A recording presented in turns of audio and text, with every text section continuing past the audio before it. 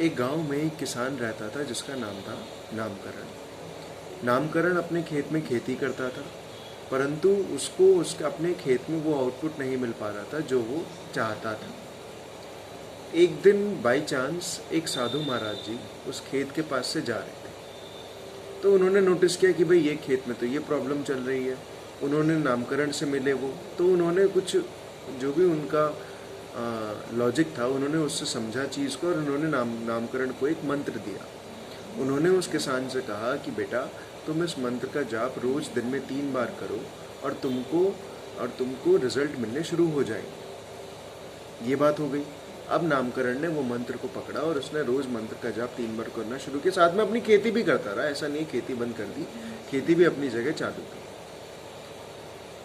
As expected within one season उसको वो result मिलना शुरू हो गया और नामकरण का खेत वापस से लहलहाने लगा।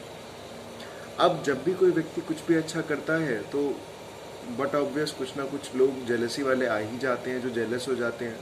तो कुछ लोग जेलस हो गए उससे, और उसने उससे पूछा नामकरण से कि भाई तुम बताओ तुमने ऐसा क्या करा, ऐसा क्या तुमने फर्टिलाइज़र डाला या पेस्टिसाइड डाला जिसकी वजह से खेत इतना अच्छा उगने शुरू हो गया।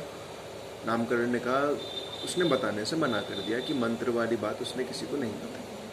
चलो नहीं बताई तो कोई बात नहीं, बट सबसे बड़ी दिक्कत नामकरण ने अब क्या करी कि अब चूंकि उसका खेत अच्छा चल रहा था, उसकी फसल अच्छी उग रही थी, उसने अब मंत्र का जाप करना ही छोड़ दिया। वो अहंकार में आ गया कि अब तो सब बढ़िया चल रहा है, अब तो कुछ दिक्कत हो ही नहीं सकती है, अब तो सब चिल है। सो अब उसने फिर से मंत्र का जाप नहीं किया।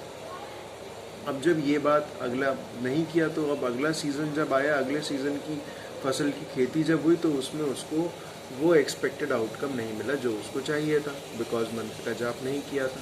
तब उसको अपनी गलती समझ में आई कि भाई ये तूने क्या कर डाला।